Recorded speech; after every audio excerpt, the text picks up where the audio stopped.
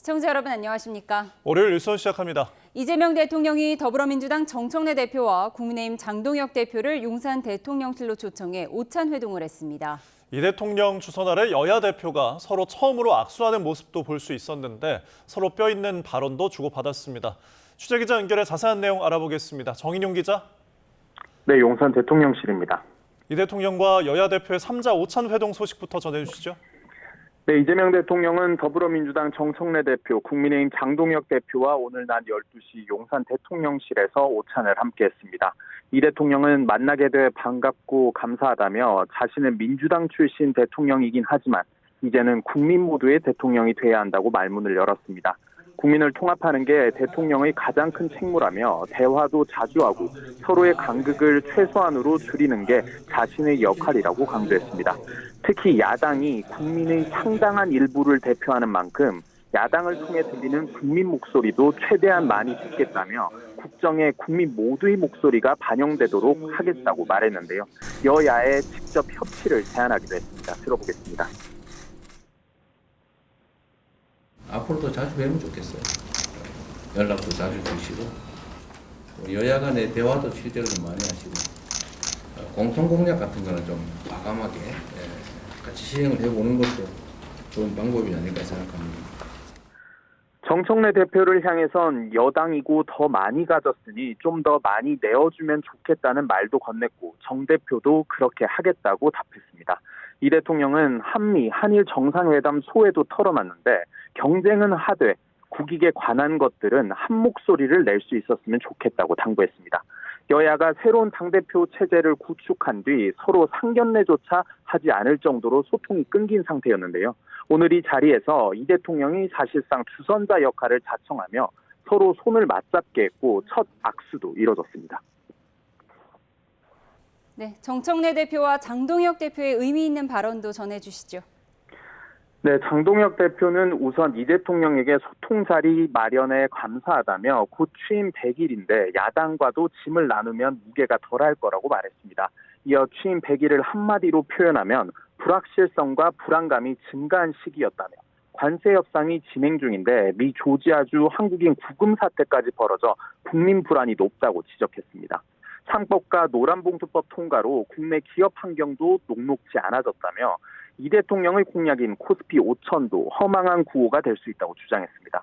또 특검의 수사가 인권 유린이나 종교 탄압으로 비칠 수 있고 지금 국민은 특검이 아닌 대통령을 원한다며 대통령이 잘 살펴봐줬으면 한다고 요청했습니다. 들어보겠습니다.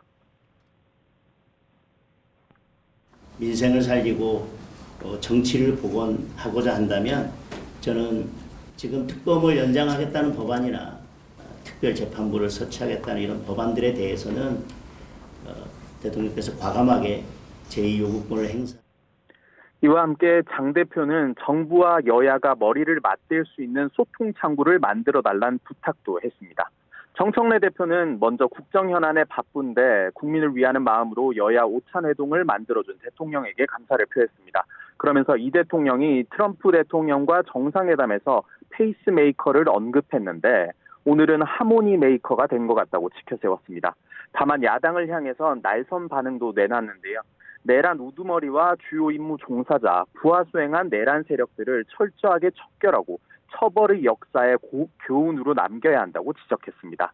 내란 종식엔 여야가 따로 있을 수 없고 비상계엄에 대해 책임이 있는 세력들은 국민의 진정 어린 사과를 해야 한다고도 말했습니다. 들어보겠습니다.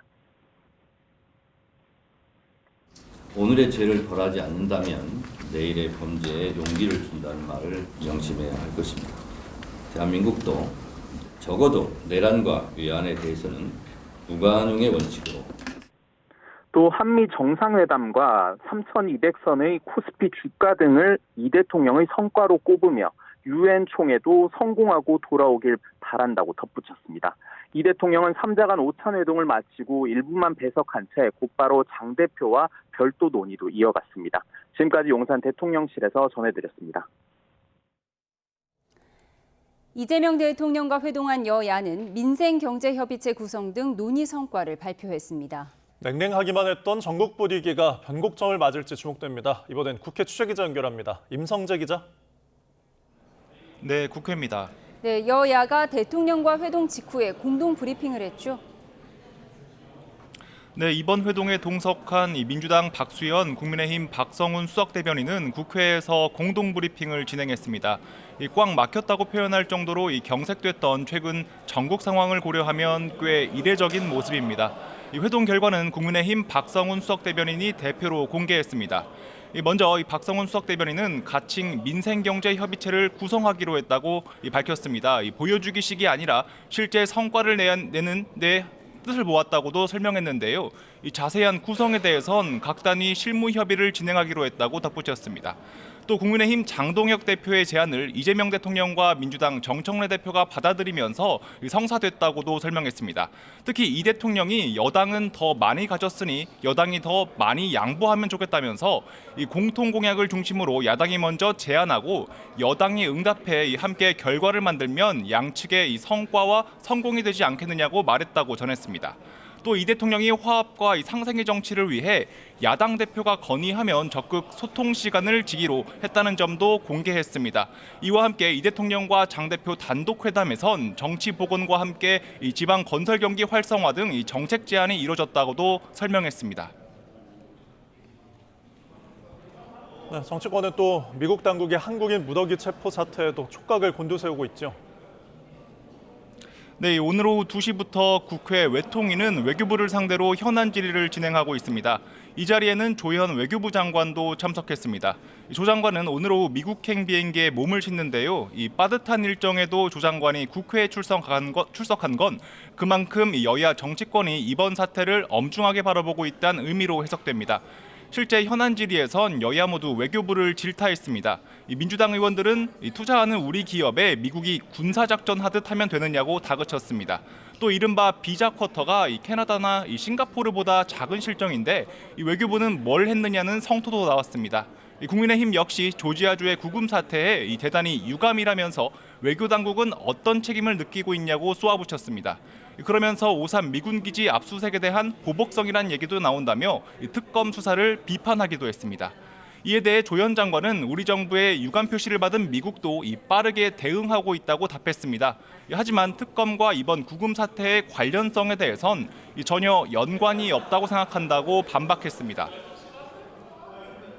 네, 성비위 사건 후폭풍으로 지도부가 총사퇴한 조국혁신당 분위기도 전해주시죠.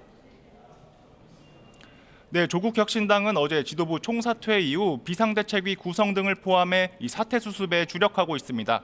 이를 논의하기 위해 오늘 아침 비상의원총회를 열기도 했는데요. 상징성이 큰 조국 원장이 비대위원장으로 오는 방안 또 원외 인사를 세우는 방안에 대해 이견이 좁혀지지 않고 있습니다. 이런 와중에 오늘도 강미정 전 대변인 측에선 지도부의 총사퇴가 폭력적으로 느껴졌다는 비판까지 나왔습니다. 당 여성위 강미숙 고문은 CBS 라디오 인터뷰에서 지도부가 정작 피해자들에게 아무것도 묻지 않고 사퇴하면서 이 피해자들이 공격을 받게 될 소지가 생겼다고 밝혔습니다. 지도부 사퇴 뒤 혁신당 안팎의 시선은 또 조국 원장의 행보로도 향하고 있습니다. 조 원장이 지도부 총사퇴 전날 손을 귀에 댄 사진을 자신의 SNS 프로필 사진으로 바꾼 게 드러나며 정치권에서 회자되고 있는데요. 앞으로 경청하겠다는 의미란 해석도 나오지만 당이 어려운 상황에 부적절한 사진이란 비판도 적지 않습니다. 반면 정청래 민주당 대표는 혁신당 사태와 관련해 2차 가해 논란을 빚은 최강욱 전 교육연수원장과 관련해 국민께 심려를 끼쳤다며 오늘도 거듭 사과했습니다. 지금까지 국회에서 YTN 임성재입니다. 이재명 대통령이 국가인공지능전략위원회 출범식에 참석했습니다. 네, 인공지능전략위는 인공지능 정책을 총괄할 대통령 직속기구로 이 대통령이 위원장을 맡습니다. 이 대통령의 현장 발언 들어보시죠. 네, 여러분 반갑습니다. 오늘 국가 AI 전략위원회 출범을 알리는 이 뜻깊은 자리에 여러분과 함께 돼서 매우 기쁘고 설레는 마음입니다. 우리를 포함한 전 세계는 인류 역사상 가장 급격한 기술 변혁의 시대를 살아가고 있습니다. 인공지능이 촉발한 문명사적 대전환은 단순한 기술 혁신을 넘어 우리의 삶을 송두리째 뒤바꾸고 있습니다. 국가 경쟁력과 미래 번영을 좌우하는 핵심 동력으로서 AI 같은 첨단 기술은 국력이자 경제력이고 곧 안보 역량이기도 합니다. 도태할 위협에 노출된 추격자 신세가 될 것인지 무한한 기회를 누리는 선도자가 될 것인지 우리 대한민국은 거대한 역사의 변곡점 위에 서 있습니다. 그렇기 때문에 우리 정부가 말하는 AI 3대 강국의 비전은 단지 희망 섞인 구호만이 아닙니다.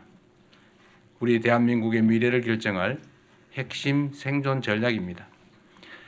과감히 앞으로 나아가며 미래를 선도한다면 인공지능은 산업 전반의 체질을 선진화하고 우리 국민들의 삶의 질을 높여 대한민국을 새로운 번영의 시대로 이끄는 열쇠가 될 것입니다. 그 반대로 머뭇거린다면 그리고 안주한다면 기술 종속과 산업 쇠퇴, 불평등과 양극화 심화라는 삼중 고난을 피할 수 없을 것입니다. 대한민국의 진짜 성장, 강력한 국방 강국, 그리고 풍요로운 문화 강국의 꿈과 비전, 인류와 글로벌 사회의 발전에 기여하는 선도 국가의 미래, AI 강국으로 도약하지 않는다면 이 모두가 갈 수 없는 길이 될 것입니다. 인공지능 3대 강국의 비전을 현실로 빚어내기 위해 우리 정부는 4대 원칙에 따라 관련 전략을 수립하고 또 집행해 나갈 것입니다. 첫째, 누구나 쉽게 접근하고 활용할 수 있는 모두를 위한 AI, 사람 중심의 포용적 AI를 구현해야 합니다. AI가 가져올 변화가 양극화와 불균형의 심화로 이어지지 않도록 사회적 약자와 소외계층을 위한 국가의 역할이 무엇보다 중요합니다. 둘째로, 민간이 주도하고 정부가 뒷받침하는 민관 원팀 전략입니다. 글로벌 기술 패권 경쟁 시대, 국가적 역량을 총결집하지 않은 채 첨단 기술 산업을 진흥하고 발전시키는 일이란 가능하지 않습니다. 민간의 창의성과 역동성, 전문 역량이 최대한 발휘될 수 있도록 정부가 전략적인 투자로 탄탄하게 뒷받침해야 합니다. 셋째, 사회 전반의 시스템을 AI 친화적으로 정비해야 합니다. AI 네거티브의 관점에서 법과 제도, 생태계 전반을 재편해야 기술 추격을 넘어 추월의 가능성과 잠재력을 꽃피울 수 있습니다. 행정, 의료, 교육 등 국가 시스템의 혁신이 수반되어야 국민 삶의 질이 획기적으로 개선될 수 있을 것입니다. 넷째, 전 국토가 함께 발전하고 그 과실을 고루 나누는 AI 균형 발전을 만들어내야 합니다. AI 관련 특화 산업을 진흥하고 인프라를 구축하며 핵심 인재를 양성하는 각각의 과정이 지역 발전으로 연결되는 구조를 만들어내야 합니다. 하나하나가 참으로 어렵고 힘든 과제들입니다. 그렇지만 우리 대한민국은 역사의 고비고비마다 위기를 기회로 바꾸며 세계가 주목하는 변화를 만들어 왔습니다. 우리가 함께 지혜를 모으고 힘을 모은다면 세계를 선도하는 AI 3대 강국의 비전도 충분히 실현할 수 있다고 확신합니다. 오늘 출범하는 국가 AI 전략위원회는 AI 3대 강국의 실현을 위한 대한민국의 총사령탑입니다. 이 자리에 계신 국가 AI 전략위원회 위원님들께서 인공지능을 대한민국 미래 먹거리의 대표로 만들고 대한민국을 AI 3대 강국으로 이끄는 나침반이자 도약대 역할을 충실하게 성공적으로 잘 해내실 것으로 믿습니다. 고맙습니다. 미국 이민 당국에 체포된 우리 국민이 자진 출국 형식으로 귀국하도록 한미 간의 조율이 이루어진 것으로 전해졌습니다. 조현 외교부 장관은 막바지 협의를 위해 오늘 미국으로 출국합니다. 취재기자 연결해서 자세한 내용 들어보겠습니다. 홍성기 기자, 우리 국민이 자진 출국 형식으로 귀국할 예정이라고요? 네, 미국 이민당국에 체포된 한국인 근로자들이 강제 추방이 아닌 자진 출국 형식으로 귀국할 것으로 보입니다. 우리 정부는 미국 아이스, 즉 이민 세관 단속국에 의해 구금된 한국인 300여 명에 대해 자진 출국 형식으로 귀국시키기로 미국 정부와 교섭을 마무리한 것으로 알려졌습니다. 자진 출국은 강제 추방과 달리 본인이 스스로 미국을 떠나겠다고 동의하고 출국하는 것이기 때문에 추방 기록은 남지 않습니다. 외교부 당국자는 그러나 자진 출국을 하더라도 개인적으로 가지고 있는 비자나 이 체류 상황에 따라 미국 재입국 시에 불이익을 받을 수도 있다고 밝혔습니다. 외교부는 전세기 출발 시점과 관련해서는 아직 예단하기 어렵다고 전했습니다. 미국 현지 공관에서는 이르면 오는 10일 우리 국민을 태운 전세기가 미국을 출발할 수 있다고 밝혔지만 지금 상황에서는 낙관하기 어렵다는 겁니다. 외교부 당국자는 현지에서 신원 확인이나 자진 출국 의사 확인 등의 행정 절차가 마무리돼야 출발 시점을 정할 수 있다고 밝혔습니다.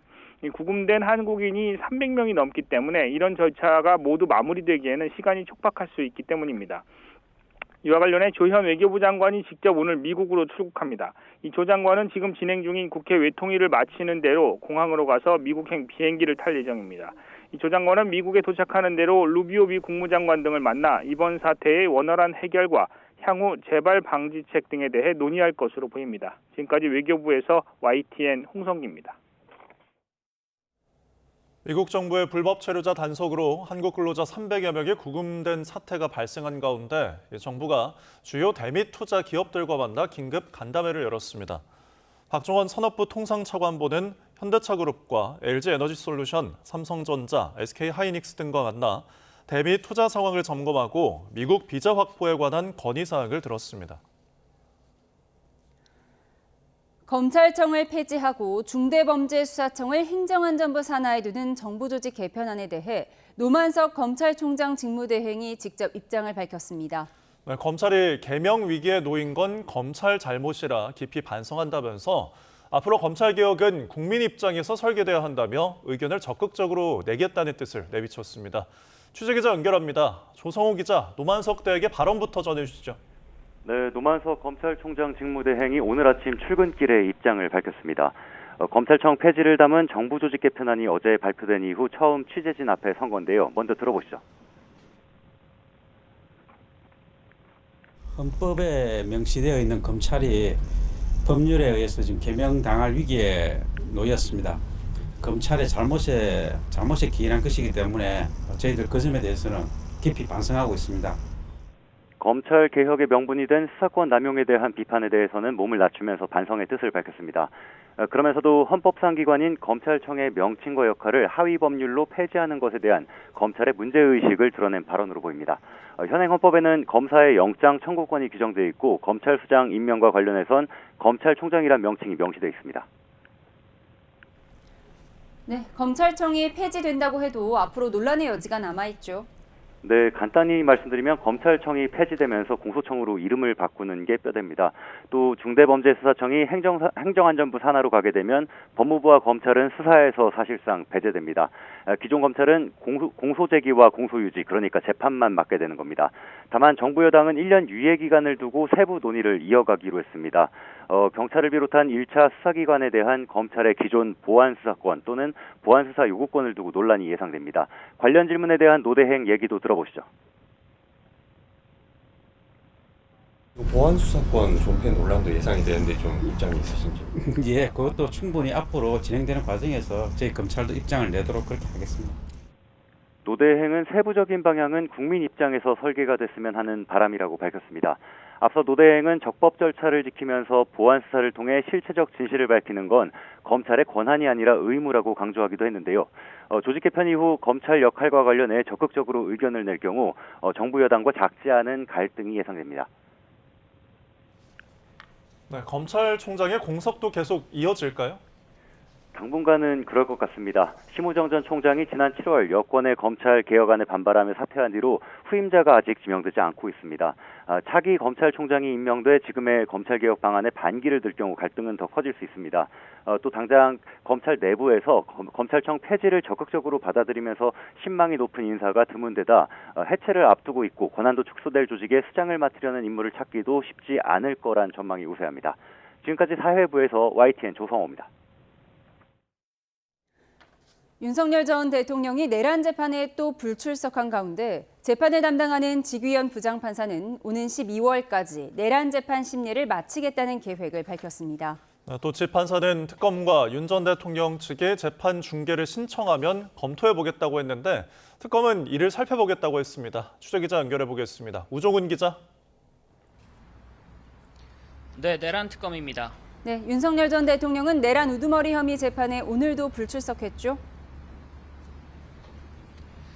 네, 윤 전 대통령은 내란 우두머리 혐의 재판에 8번째 불출석했습니다. 증인 신문에 앞서 재판장인 직위원 판사는 현재 내란 관련 재판 3건을 동시에 진행 중이라며 주어진 여건 하에 최선을 다하고 있다고 말했습니다. 그러면서 향후엔 재판들을 병합해 오는 12월쯤 심리를 끝낼 거로 예상하고 있다고도 했습니다. 일각에서 내란 재판부가 다수의 증인을 채택해 재판 진행이 지연되는 것 아니냐는 비판이 나오는 가운데 재판 절차에 관해 설명하고 향후 계획을 구체적으로 안내하는 성격의 언급으로 풀이됩니다. 지판사는 또 재판 중계와 관련해선 사회적 논란이 있는 만큼 당사자인 특검과 피고인 측이 신청하면 재판부가 검토해보겠다는 원론적 입장을 밝혔습니다. 이에 대해서 특검은 진실 발견이 가장 중요한 만큼 재판 중계가 실체를 발견하는 데 부합하는지 등을 검토해보겠다고 밝혔습니다. 네, 계엄해제 표결 방해 의혹 관련 참고인 조사에 특검이 의지를 다시 드러냈다고요? 네, 그렇습니다. 특검은 형사소송법에 따라서 특검이 요청하고 법원이 결정하면 참고인이라도 법정에 구인할 수 있는 증인신문 청구권을 언급했습니다. 그러면서 특검은 그 대상이 계엄해제 표결 당시 추의원과 대척점에 있던 인물일 수 있다고 설명을 했습니다. 이 핵심 참고인으로 꼽은 한동훈 당시 국민의힘 대표를 염두에 둔 것 아니냐는 질문에 특검 측은 즉답을 피했습니다. 수사에 필요한 국민의힘 측 참고인이 조사에 응하겠다는 의사를 밝히지 않아 우회적으로 출석을 다시 요구한 거란 관측이 나옵니다. 특검은 추 의원 등에 대한 압수수색 전부터 정보 수집과 조사를 진행해왔다며 기한이 정해진 만큼 더는 지체할 수 없다고도 설명했습니다. 네, 최상병 특검 상황도 알아보겠습니다. 특검이 김장환 목사에게 소환을 다시 통보했죠? 네, 그렇습니다. 원래 오늘 오전 김장환 목사에 대한 참고인 조사가 진행될 예정이었지만 김 목사는 나오지 않았습니다. 이에 따라서 특검은 김 목사 측에 오는 11일로 다시 소환을 통보하겠다고 밝혔습니다. 특검은 김 목사 측이 통화 내역을 언론에 유출했다고 주장하며 조사에 응하지 않고 있는데 당시의 기록은 공수처 수사 때 확보된 자료로서 특검 수사와 공보에는 문제가 없다고 반박했습니다. 특검은 김 목사가 또 불출석하면 어떻게 할 거냐는 질문엔 조사에 응하길 바란다면서 이후 절차는 추후 논의하겠다고 했습니다. 지금까지 내란 특검 사무실에서 전해드렸습니다. 김건희 특검이 내일 한덕수 전 국무총리와 함께 공천 청탁 의혹을 받고 있는 김상민 전 검사도 소환합니다. 건진법사 전성배 씨는 재판에 넘겨졌는데 희림 종합건축사무소 등 이 기업들의 청탁 혐의도 새롭게 드러났습니다. 취재기자 연결해 보겠습니다. 이준엽 기자. 네, 서울 광화문 김건희 특검 사무실입니다. 네, 김 전 검사가 내일 특검에 출석할 예정이라고요?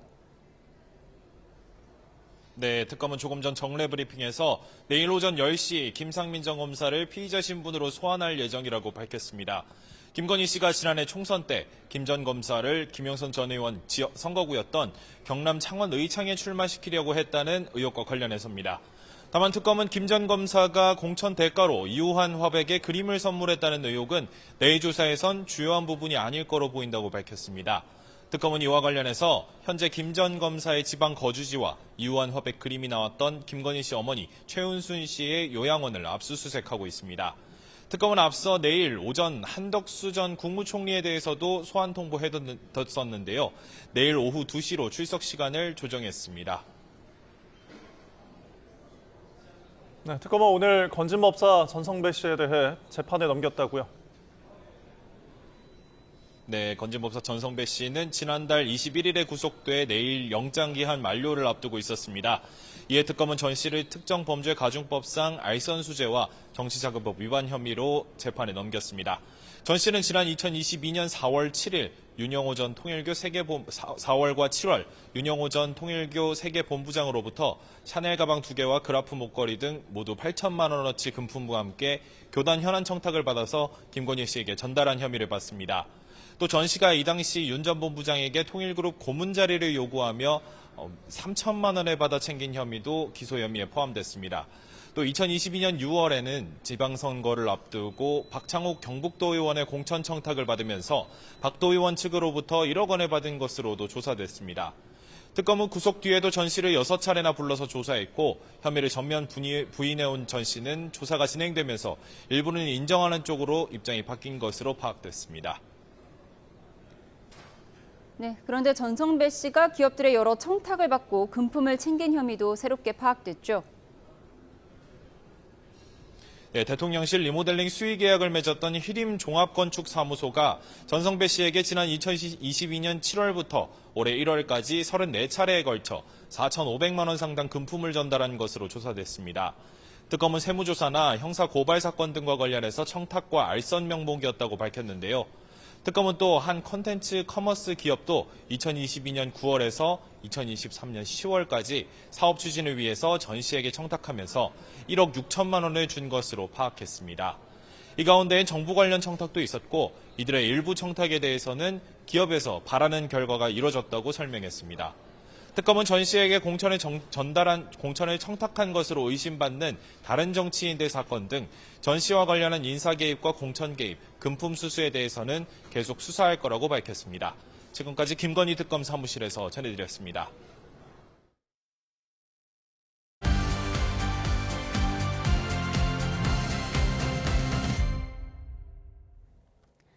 정치의 겉과 속을 들여다보는 정치온 시작합니다. 오늘은 전용기 민주당 의원, 김희정 국민의힘 의원, 배종찬 인사이트K 연구소장 세 분과 함께합니다. 어서 오세요. 반갑습니다. 이재명 대통령이 취임 이후 처음으로 여야 신임 지도부와 함께 오찬 회동을 했습니다. 이번 만남에서 특히 관심은 정청래 대표와 장동혁 대표가 과연 손을 맞잡을까였는데요. 영상으로 확인해 보시죠.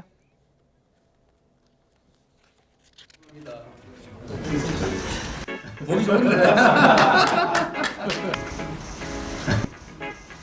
보기 좋은데. 저는 그들과 악수하지 않을 것입니다. 모든 우파 시민들과 연대해서 이재명 정권을 끌어내리는데 제 모든 것을 바치겠습니다.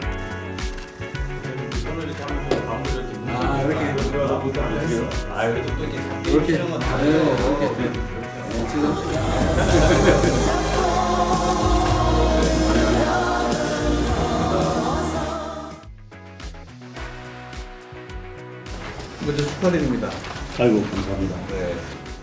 정청래 대표님하고 악수하려고 당대표 되자마자 마늘하고 쑥을 먹기 시작했는데 미처 100일이 안 됐는데 오늘 이렇게 악수 영해 주셔서 감사합니다. 세게 하실 줄 알았어요. 감사합니다. 네.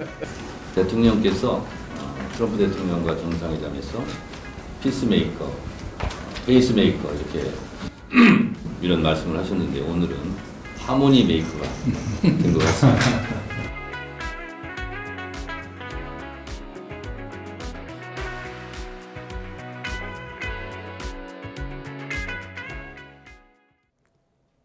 네, 여야 대표가 악수하는 게 당연한데 이제 이런 게 특별한 뉴스가 되는 현실입니다. 정청래 대표 그동안 사람이랑만 악수한다면서 국민의힘과의 대화를 거부해왔는데 오늘 결국 손을 잡았네요. 네, 결국에는 대통령께서 대화에 물꼬를 터줬다 이렇게 평가할 수 있을 것 같습니다. 기본적으로 여야가 극한의 대립을 했었습니다. 서로에게 날선 발언을 하고 과거에 서로를 못 잡아먹어서 안달이 난 건 아니냐 하는 비판을 받을 정도로 서로가 앙숙인 모습을 보여왔죠. 그 점을 부분을 사실 많은 국민들께서 불편해하셨을 텐데 그 부분을 이재명 대통령께서 직접 장동혁 대표가 요구하는 이런 독대까지도 받으면서 대화의 물꼬를 터주셔서 결국에는 악수에 이르렀다 이렇게 보고 있습니다. 예, 장동혁 대표는 정청래 대표와 악수하려고 마늘과 쑥을 먹었다. 그런데 100일 되기 전에 악수해줘서 고맙다고 했어요. 상당히 뼈 있는 농담 같은데요. 예, 정청래 대표를 향해서는 뼈 있는 농담이지만 어쨌든 이런 자리를 마련한 대통령께는 감사하는 표현이기도 하죠. 어쨌든 이런 좋은 분위기가 단순하게 오늘 여야 대표와 대통령 만나는 자리에서 끝나는 게 아니라 이제 정기국회 본격적으로 시작되지 않습니까? 내일부터. 그런 분위기가 쭉 이어져서 결과적으로 여야 관계의 변화 그리고 국회의 모습의 변화를 이끌어내는 게 사실은 훨씬 더 큰 역할이지 않나 이렇게 생각을 합니다. 그래서 오늘 민생과 관련돼서는 좋은 답변을 얻은 것 같은데요. 여야정 협의체 만들자는 제안을 했는데 이 부분에 대해서는 장동혁 대표가 제안한 거에 대해서 대통령이 긍정적으로 받아들였다라고 합니다. 그렇기 때문에 진짜 이 만남에서 하하호호 이런 뭐 뼈 있는 농담이긴 하지만 그래도 웃을 수 있는 이런 게 부디 이번 정기국회 100일 내내 지속되기를 바랍니다. 예, 하모니 메이커다. 정청래 대표는 대통령을 향해서 이런 칭송을 했는데 회담 직후에 여야가 공동 브리핑을 하는 것도 참 사이 좋아 보이는 장면이었어요. 소장님은 어떻게 보셨습니까? 그럼요. 국민들이 원하는 모습이고 마늘과 쑥이 통했다. 말 그대로 악수 회동을 했고 오늘도 악수 안 했다면 이것 자체가 악수였겠죠. 좋은 것은 국민들은 여하튼 내용이 어떻게 되든 간에 이렇게 자주 만나고 대통령이 여하튼 이런 만남을 적극적으로 또 주선하고 또 자리를 만들고 이건 너무 좋은 겁니다. 그러니까 내용은 둘째치고요. 내용은 둘째치고 우리 정치가 너무 만남이 없거든요. 그래서 이렇게 자주 만나고 서로 밥도 먹고 또 차도 마시고 이렇게 하다 보면 서로 나눌 수 있는 내용들이 더 많아지는 겁니다. 어떤 사람들은 오늘 무슨 내용이 뭐 진전된 게 있느냐라고 얘기할지 모르지만 이렇게 만나야 됩니다. 또 만나고 또 만나고 그런 점에서 오늘은 정말 마늘과 쑥의 효임이 있었다. 이렇게 말씀드릴 수 있습니다. 마늘과 쑥의 효염을 느꼈다라고 하셨는데요. 정치권에서 잘해야 되는 두 가지가 있습니다. 기본적으로 굉장히 쉬운데 잘 안 되고 있었던 거거든요. 악수하고 박수입니다. 악수는 혼자 할 수 없는 거고 박수는 근본적으로 남을 칭찬하는 거잖아요. 그렇기 때문에 나 혼자 이게 안 되는 건데 세상에 그게 안 돼서 지금까지 이렇게 문제가 됐지 않았습니까? 그래서 일단 악수가 됐으니까 이번에는 박수까지 나아갈 수 있도록 하는 게 이번 회담의 과제지 않나 그렇게 생각합니다. 오늘을 계기로 악수와 박수가 계속될 수 있을지 지켜보겠습니다. 이재명 대통령과 국민의힘 장동혁 대표의 첫 단독 회담에서는 어떤 얘기가 오갈지도 관심이 집중됐는데요. 대통령과의 야당 대표의 만남, 지난해 민주당 대표였던 이재명 대통령과 윤 전 대통령의 만남이 떠오릅니다. 영상으로 보시죠.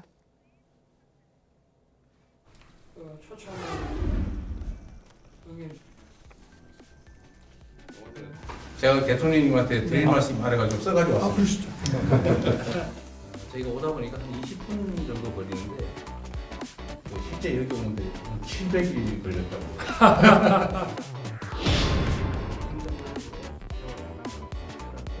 이번 기회에 국정 운영에 큰 부담이 되고 있는 가족 등 주변 인사들의 여러 의혹들도 정리하고 넘어가시면 좋겠다는 생각입니다.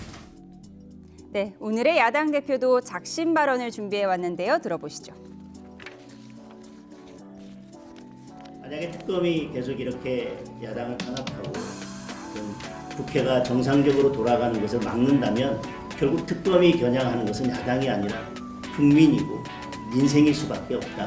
특검의 무리한 수사가 인권 유린이나 종교 탄압으로도 비춰질 수 있어서 대통령께서 제2요구권을 행사해서라도 필요한 조치를 하셔야 된다고 생각합니다. 네, 민주당이 추진하는 개혁 입법안과 정부 조직 개편안 등을 비판해온 장동혁 대표가 이재명 대통령 앞에서 어느 정도 수위의 발언을 내놓을지 이목이 쏠렸는데 대통령은 더 세게 말할 줄 알았는데 생각보다 약하다 이런 반응을 내놓으셨어요. 실제로도 장동혁 대표가 많이 포기했다. 그러니까 많이 양보했다라는 생각이 들 정도로 굉장히 긍정적으로 이야기를 한 것 같습니다. 거기에서 사실 이재명 대통령도 처음에 만남을 했을 때 야당에서 독대까지는 안 받지 않을까 하면서 제안했을 거라고 생각을 하거든요. 그런 측면에서 독대까지 받아들이고 사실상 이재명 대통령도 받을 수 있는 모든 것을 받았기 때문에 이에 장동혁 대표도 화답하듯이 수위 조절을 한 것 같습니다. 과거에 본인이 외치던 정치적 구호를 보면 굉장히 날선 비판과 굉장히 강력한 워딩들이었어요. 예. 그에 비해서 오늘의 만남에서 있었던 워딩들은 그보다 굉장히 좀 정제되었기 때문에 이렇게 긍정적이고 화합적인 분위기를 연출할 수 있다. 그렇게 보고 있습니다. 전당대회 직후에는 이재명 정권을 끌어내리겠다 네. 이런 발언까지 했었잖아요. 네, 그런가 하면 장동훈 대표가 이런 얘기도 했습니다. 이재명 대통령이 이런 지금 특검 수사권이나 이런 부분에 있어서 거부권을 행사하는 것도 생각해봐야 한다. 이런 얘기를 했습니다. 어떻게 들으셨어요? 예, 전체적으로 할 말은 하되 협상의 여지, 즉 협상의 씨앗을 남겨놓겠다라는 큰 그 틀을 가지고 만난 걸로 알고 있습니다. 뭐냐면 오늘 한번 만날 거기 때문에 뭐 쓴소리 오늘 다 쏟아낸다 뭐 이런 측면이 아니라 예. 서로 대화가 되는 존재구나. 그래서 결과를 만들어 가자라는 그런 책임이 있는 야당의 모습을 만들고자 노력한 그런 만남이었습니다. 그래서 뭐 직전까지 여당이었기 때문에 또 그런 책임 있는 모습을 보였고요. 그런데 이 민생 예를 들어서 지방 경기가 안 좋은 거라든지 그리고 이 세금 문제 부분이라든지 상법이나 노란봉투법 추가 보완이 필요한 부분이라든지 청년 일자리라든지 이런 민생과 관련돼서는 대통령께서도 긍정적인 답을 하셨고 계속 논의해보자라고 말씀을 하셨다고 해요.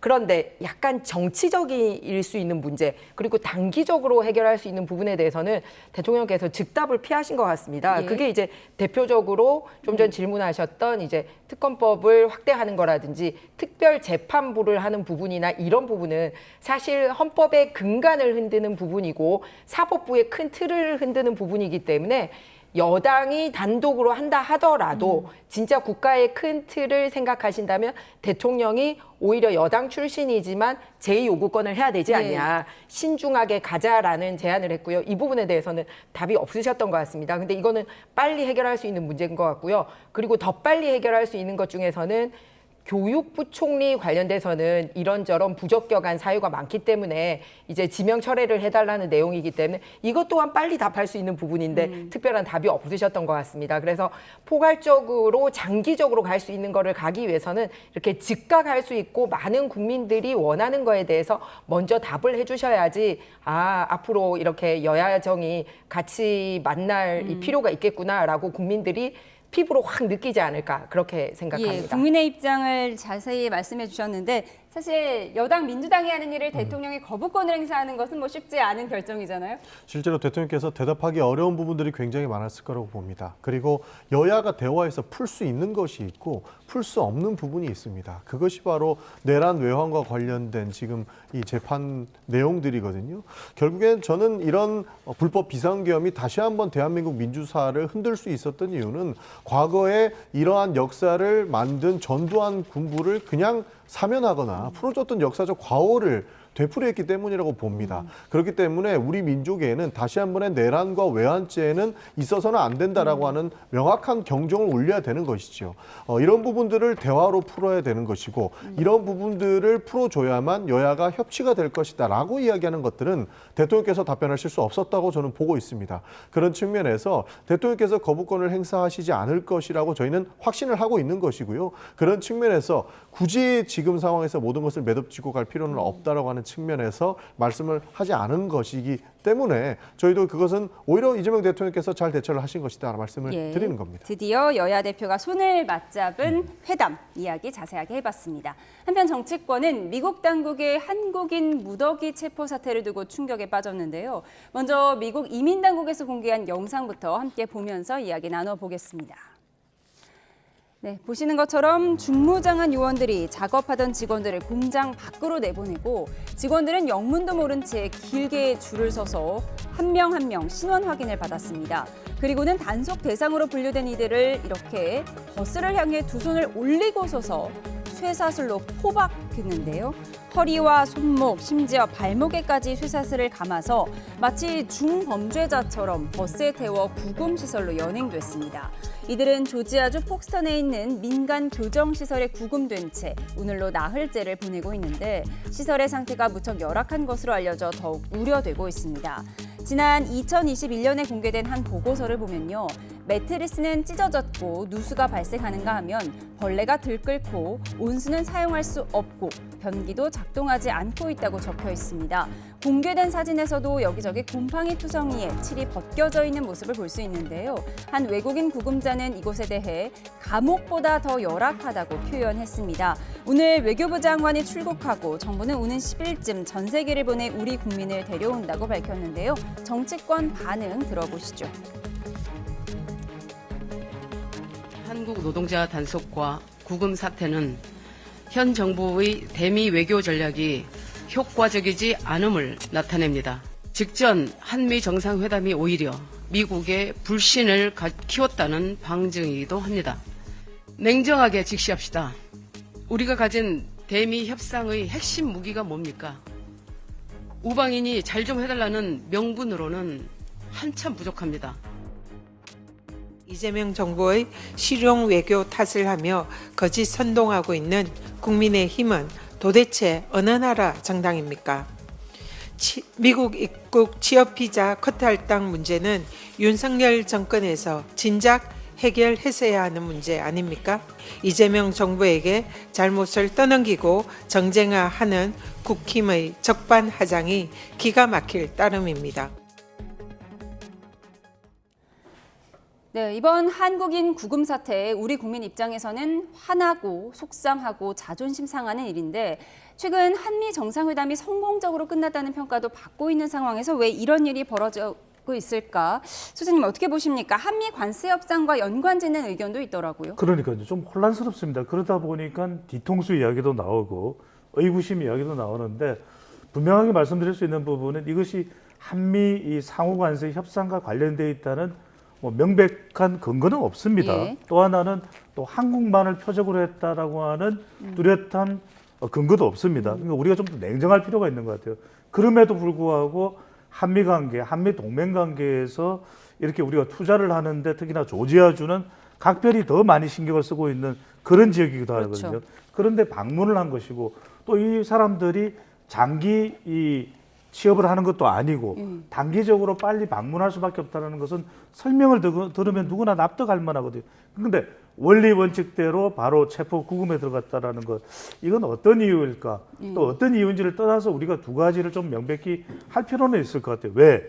자칫 잘못하면 이것이 우리 국민들 사이의 갈등, 보수냐 또 민주당 지지층이냐 이런 갈등을 유발할 일이 될 수도 있는 것이거든요. 그러니까 명백한 것은 비자 관계를 좀 분명히 할 필요가 있을 그렇죠. 것 같아요. 앞으로 이런 인력들이 상당히 미국으로 많이 갈 수밖에 없다. 미국 현지 내에는 숙련된 인력이 없다라는 것이거든요.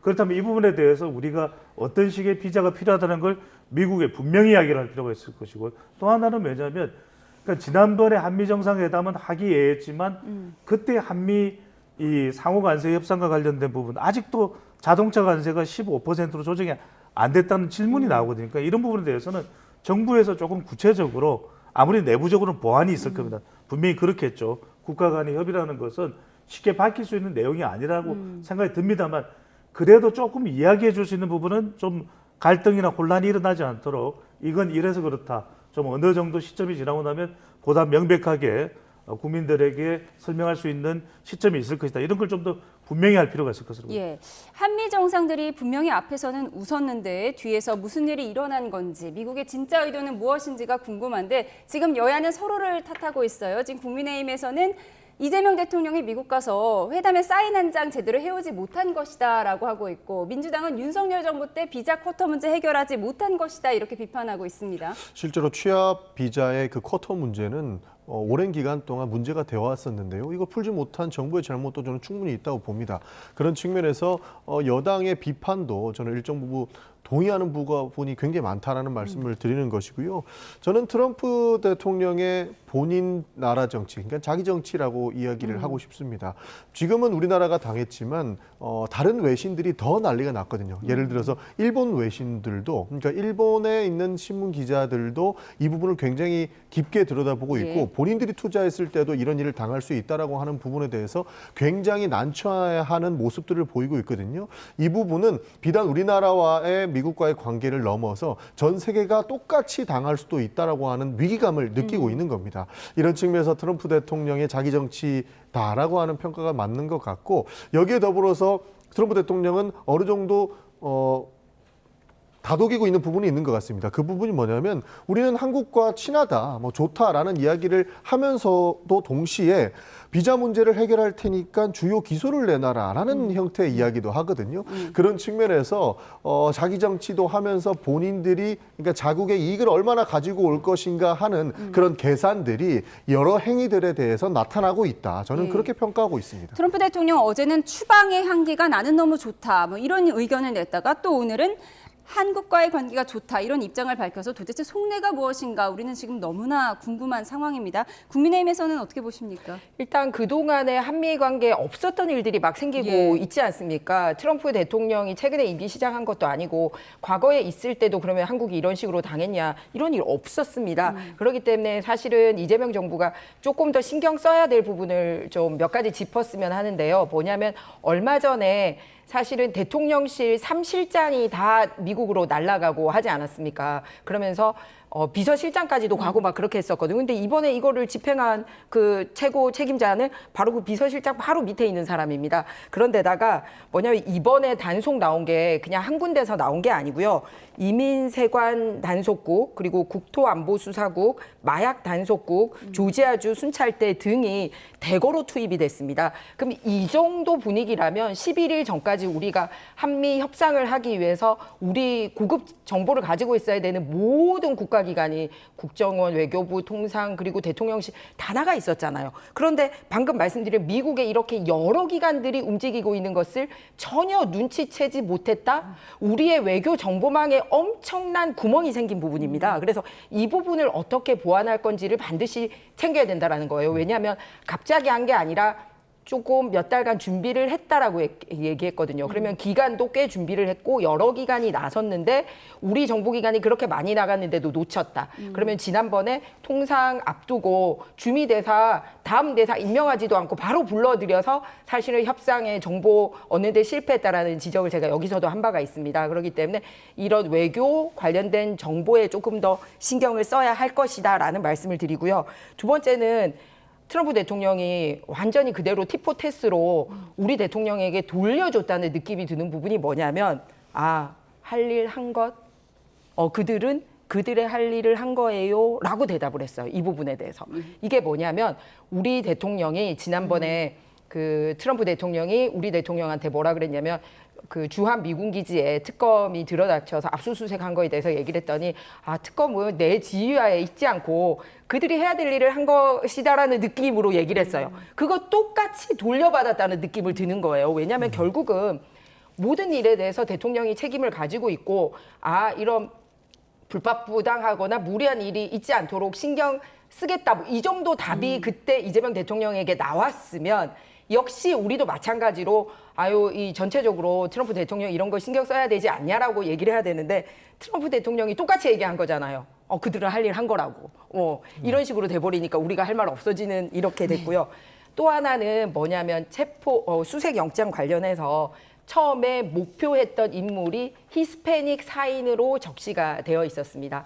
그런데 실제로 들이닥쳐서는 한국인 300명 넘게 싹 쓸어간 거 아닙니까? 이게 뭐냐면 우리가 돌이켜 봐야 되는 게 우리 요즘 우리나라에서 하고 있는 게 그런 거 아니에요. 그냥 몇 명만 확인하면 될 건데 우리 당 명부 다 달라고 하는 거지 않습니까? 그러니까 뭐냐면 똑같이 당하고 있는 모습을 보이는 겁니다. 그런데다가 한국이 타겟 아니라고 보기 힘든 부분이 뭐냐면 우리가 경제력 대비 최대 투자를 약속을 했습니다. 그러면 그 약속과 똑같이 약속을 이행하기 위해서 우리를 원해서가 아니라 그 약속 이행을 위해서 비자 어떻게 해야 되는지 세트로 가지고 와야 되는데 아니 돈은 돈대로 뺏기고 사람은 못 들어오게 하고 이런 험한 꼴을 열흘 만에 당한다? 이거는 우리 외교력에 있어서 정말 전 세계적으로 창피를 당한 거죠. 특검 국민의힘 압수수색에 감정이입을 해서 설명을 하셨는데요. 네. 첨언이 있으신 것 네, 같아서요? 뭐 국민의힘에서는 원래 한미 정상회담이 망하길 바랬었는데 무슨 말씀이세요? 잘 성공해 되기를 바라는 오니까 거죠. 꼬투리를 잡는다. 저는 이런 생각이 안 들 수가 없는 상황이에요. 이거는 상식적으로 한번 생각을 해보면 모든 답이 나오는데 이게 그 정상회담, 그러니까 관세 협상 전에 이런 일이 발생했다면 관세 협상이 제대로 됐겠습니까? 모든 협상은 본인들이 우위에 점했을 때 이후에 다른 전략들이 나오는 겁니다. 아마 이 보도가 나오고 나서 전 세계 언론이 난리가 나서 전 세계가 이 지점을 보고 있는데 관세 협상 전에 했으면은 아무도 도장 안 찍으려고 했겠죠. 그렇다면 미국에게는 굉장한 악재가 됐을 것이고 본인들이 고립되는 전략이 나왔을 겁니다. 그런데 지금은 관세 협상이 끝났으니까 트럼프 입장에서도 본인들의 자기 정치를 안 하겠습니까? 지금은 절차에 따라서 본인들의 지지층들을 다지기 위한 그런 활동들을 하고 있는 거기 때문에 할 일을 했다라고 이야기를 하는 겁니다. 예. 그렇기 때문에 국민의힘의 비판은 어떻게든 민주당과 이재명 정부가 잘못됐다고 이야기하고 싶은 것 같은데 그렇지는 않다. 지금 이야기 나오는 것도 결국에는 그동안 비자 쿼터 만들어내지 않고 뭐 했나. 이 문제가 지금만 있었던 내용이 아니거든요. 과거부터 있었는데 지금까지 손 놓고 있다가 이재명 정부 들어오고 나서 3개월 된 정부가 당신들이 다 책임져야 된다 이야기하는 것. 국민들이 납득할 수 있겠습니까? 그런 예. 지점에서 반박을 안 할 수가 없는 겁니다. 손 놓고 있었지 않고요. 계속 법안 발의를 했고 친한 이제 의원, 그러니까 미국계의 이제 친한 의원들을 통해서 법안 발의를 했는데 그동안 잘 안 된 거죠. 그런데 이번에 기회가 좋았다는 거는 뭐냐면 협상이라는 것은 주고 받고지 않습니까? 이렇게 대거 줄 때 받아냈어야 된다는 거예요. 그동안은 한국이 프리 트레이드였습니다. 우리 0%로 했기 때문에 한국 우위의 통상이었기 때문에 저들이 우리한테 안 해준 거죠. 그런데 이번에 그렇게 많이 주면서 왜 아무것도 못 받냐는 거예요. 그렇기 때문에 쿼터든 뭐든 이번에 했어야 되고 뭐 하나든 완결을 짓고 왔어야 되는데 주고만 왔기 때문에 이런 험한 꼴 당하지 않나라는 얘기입니다. 예, 알겠습니다. 두 분 공방하셨지만 우리 국민들이 안전하게 돌아오길 원하는 마음은 한 마음이라고 믿고 있습니다. 다음 주제를 좀 살펴보겠습니다. 이재명 정부 5년 동안 국정을 이끌 정부 조직 개편안이 확정됐습니다. 내년 9월 검찰청이라는 이름은 역사 속으로 사라지고 중수청과 공소청이 그 자리를 대신하게 되는데요. 노만석 검찰총장 직무대행의 출근길 인터뷰에 이어 정치권의 갑론을박 들어보시죠. 헌법에 명시되어 있는 검찰이 법률에 의해서 지금 개명당할 위기에 놓였습니다. 하지만 이 모든 것이 우리 검찰의 잘못에 기인한 것이기 때문에 저희들 그 점에 대해서는 깊이 반성하고 있습니다. 검찰 개혁이 성공한다면 그것은 오롯이 이재명 대통령의 강력한 검찰 개혁 의지와 정치적 결단 덕분입니다. 이재명 대통령의 공입니다. 대통령이 결단이 없었으면 불가능한 일입니다. 정부 조직 파괴인 것 같습니다. 취임 100일 만에 이재명 대통령의 레임덕이 시작된 거 아닌가 걱정입니다. 대통령이 충분한 공론화를 당부를 했고 정청래 대표가 이에 아랑곳하지 않고 뜻을 관철시킨 모양새입니다. 이제 여의도 대통령은 명실상부하게 정청래 대표인가 봅니다. 국정 운영이 무슨 복수열전입니까? 옛날에 이경규 씨도 복수열전 찍고 패가망신했어요. 옛날에 이재명 대통령 감히 너희가 그렇게 수사했지, 뭐 대장동, 뭐 쌍방울 난리치면서 수사했지, 조국 전 대표 수사했지, 너네 이번 기회에 가만두지 않겠어. 복수 플러스 뭐냐면 권력의 용속화를 추구하는 거죠.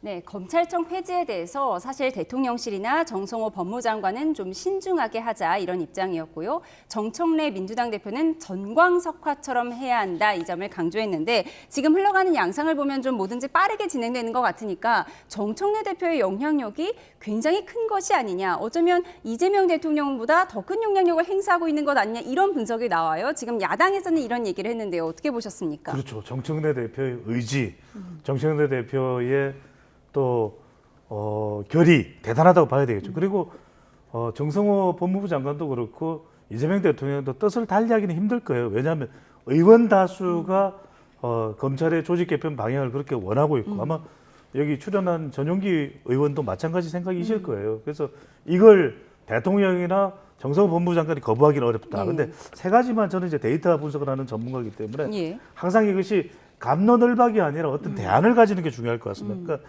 지금 중대범죄수사청이 행정안전부로 간다라는 것은 거의 기정사실화되고 있거든요. 그렇다면 여기서 수사 권력이 집중되는 것에 대한 우려가 있는 겁니다. 그러면 과연 이 내부 통제를 어떻게 할지 이런 부분들을 좀 구체적으로 명시가 되거나 확보를 하게 되면 상당히 국민 여론도 호응이 있을 수가 있는 것이고 또 하나가 이제 바로 수사 이 보안과 관련된 부분인데 이 수사 보안권을 안 준다는 것이거든요. 그럼 이 미작동 관련된 우려가 있기 때문에 이 미흡한 수사 보안을 어떻게 할지 경찰한테 간다 하더라도 이게 언제쯤 수사가 돼서 올지 어떨지를 모른단 말이거든요.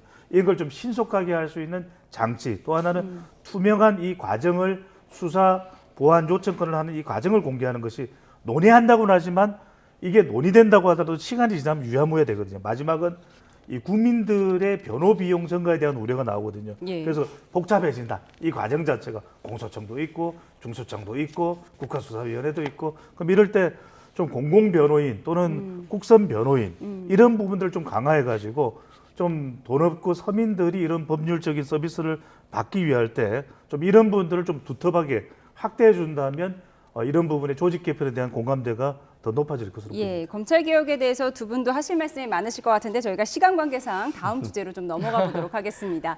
조국 혁신당 지도부가 당내 성비위 사건에 대한 책임을 지고 총사퇴했습니다. 지난주에 성희롱은 범죄가 아니다라는 발언을 해서 더 논란을 키우기도 했는데요. 직접 들어보시죠. 성희롱은 범죄는 아니고 어쨌든 뭐 품위 유지 의무 위반은 되겠죠. 성희롱이라고 통상 뭐 포섭이 될 텐데 언어 폭력은 뭐 범죄는 아니고요. 그리고 관련 사건이 지금 경찰의 수사가 진행되고 있습니다. 결론이 안 나온 이제 구체적으로 말씀드릴게요. 이후에 일부 발언으로 인해 상처받으신 분들께 죄송하다는 말씀드립니다라는 입장은 했지만 논란은 수그러들지 않았고요. 어제 지도부가 총사퇴했습니다. 들어보시죠. 저는 오늘 조국 혁신당 중앙당 사무총장직에서 스스로 물러납니다. 조국 원장을 제대로 보좌하지 못했습니다. 계속되는 고통을 버티고 또 버티는 조국 원장의 겨눈 화살을 저에게 돌려주십시오. 들으신 것처럼 조국 혁신당 지도부는 총사퇴하면서도 조국 원장만큼은 책임이 없다면서 선을 긋는 모습인데요. 그젯밤에 바뀐 조국 원장의 SNS 프로필 사진 한번 보시죠. 귀에 손바닥을 대고 무언가 들으려는 모습으로 바꾸었습니다. 이에 대한 정치권 반응 들어보시죠. 소탐대실하지 마라. 지도부 총사퇴를 했기 때문에 조국 원장이 잘 처리를 해야죠. 조국 혁신당은 어쩐지 정의당의 말로 같이 보인다. 군소정당으로 대통령 후보 나오면 가능할까요? 목표가 같고 이념이 같으면 한 집에서 살아야지. 왜 다른 집에 가서 살아서 구멍가게 하려고 하는가? 공지영 작가가 쓴 도관이라는 소설 영화로도 이제 많이 알려졌는데 어떤 특수학교에서 이사장 권력이 아주 집중된 이사장을 중심으로 그 아이들에게 성폭력이 일어나고 이게 시스템적으로 묻혀지는 것을 한 교사가 이제 밖으로 끄집어내는 이런 과정을 다룬 영화인데 한 개인의 일시적인 일탈 행위가 아니고 수개월 동안에 이런 일이 벌어졌고 그게 한두 명이 아니고 피해자도 여러 명인데 이 부분들을 전체가 합심해서 침묵의 카르텔 속에서 묻으려고 했던 사건이라는 거죠. 조국 혁신당은 매뉴얼도 없는 상태에서 우왕좌왕 시간을 지체했다면서 미흡한 당의 대응을 인정하고 지도부가 총사퇴했습니다. 그런데 사퇴하면서도 우리 조국 원장만큼은 조국 전 대표만큼은 책임이 없다 이렇게 선을 긋는 모습이에요. 적의 매뉴얼이 없는 겁니다. 기본적으로 성비위가 생겼을 때의 매뉴얼은 사회적 시스템과 사회적 인식에 따라가기만 하면 돼요. 이런 문제가 발생했을 때에는 본인들이 자신이 없으면 외부에 맡기고 그들이 하는 권고에 따라서 원칙적으로만 처리하면 됩니다. 더 이상 무슨 매뉴얼이 필요합니까? 그러나 후에 지금 호미로 막을 거를 가래로 막지 못했던 이 상황을 대처하는 매뉴얼이 오히려 부족했기 때문에 지금 조국 원장을 둘러싼 이런 책임 공방이 더욱 가열될 것으로 보는 겁니다. 지금 지도부가 모두 사퇴했기 때문에 더 이상의 처분이 더 무의미해진 상황이 됐습니다. 그렇기 때문에 조국 원장이 지금 이 당내의 이 비위에 대한 대응을 어떻게 할 것인지가 결국에 본인의 정치적인 미래를 결정하는 상황으로 만들어질 수 있기 때문에 아무래도 여기에서 숨지 말고 나와서 더욱 당당하게 해당 부분들을 헤쳐나가야 된다라는 말씀 드리고 싶습니다. 예, 조국 원장이 숨지 말고 당당하게 헤쳐나가야 된다 이렇게 말씀을 하셨는데 지금 일단 당대표도 없고 지도부가 총사퇴한 상황이기 때문에 비대위 체제가 들어설 가능성이 높은데 조국 원장이 비대위원장으로 올 것이다 이런 얘기도 나와요. 어떻게 보세요? 지금 비상사태 관리를 잘해야지 뭐 그 다음 비대위원이 있거나 뭐 그러는데 지금 가장 해야 되는 거는 피해자 보호입니다. 그런데 조국 당이 피해자 보호는 안 하고 조국 보호만 하느라고 열심인 거예요. 그러다 보니 어떻게 수습을 하고 피해자 보호를 하고 있었던 분들에 대해서 사건을 규명하고 이분들을 원래 했던 대로 복귀시킬지 이거를 논의해야 되는데 당장 비대위원장을 조국을 하냐? 비대위원장은 언제 오는 게 낫지? 조국은 어떻게 되냐? 그러니까 피해자에 대한 관심은 여전히 없다라는 것을 보여주는 면에서 상당히 국민들이 실망하고 있지 않나 이렇게 생각합니다. 그리고 우리 전용기 의원님이 이제 그 조국당에 대해서 비판을 하셨는데 사실 최강욱 원장이 민주당 소속이잖아요, 그죠? 그런데 그냥 연수원장 자리를 그때 사면 받자마자 맡은 것도 굉장히 문제지만 이게 그냥 교육원장 자리에서 물러나는 것뿐만 아니라 먼저 선도적으로 민주당이 최강욱 원장 전 원장에 대해서 어떻게 징계하는지에 대한 모범을 보인다면 조국 당에게도 좋은 영향을 주지 않을까 그렇게 생각을 합니다. 왜냐하면 이런 성비위 사건과 관련돼서는 아까 성희롱이 범죄냐 뭐 이렇게 얘기를 할 정도로 성범죄가 만연해 있는 정당이라는 이미지를 주고 있단 말이에요. 그게 말로든 실제 행위든 2차 가해든 동조하든 뭐든 그렇기 때문에 이번 기회에 어떻게 이런 부분에 대해서 잘 정리하는지가 실제 비대위원회를 누구를 구성하느냐보다 훨씬 더 중요한 과제지 않나 이렇게 생각합니다. 그러니까 이 문제는 여야 할 것 없이 다 반성해야 될 부분인 것 같습니다. 이런 문제가 비일비재 해왔던 것은 우리가 다 인정해야 될 부분 아닙니까? 그래서 정치권 모두가 경각심을 가져야 되는 것이고 저희 당의 문제는 이미 정청래 그 대표께서 진상조사를 지시하셨고요. 그 이후에 처분 결과는 그 진상조사 끝나는 대로 이루어질 거기 때문에 걱정 안 하셔도 된다는 말씀드리겠습니다. 손을 귀에 대면서 프로필 사진을 변경한 조국 원장 어떤 입장을 낼지 지켜보도록 하겠습니다. 지금까지 정치원 전용기 민주당 의원, 김희정 국민의힘 의원 그리고 배종찬 인사이트K 연구소장과 함께했습니다. 고맙습니다. 감사합니다.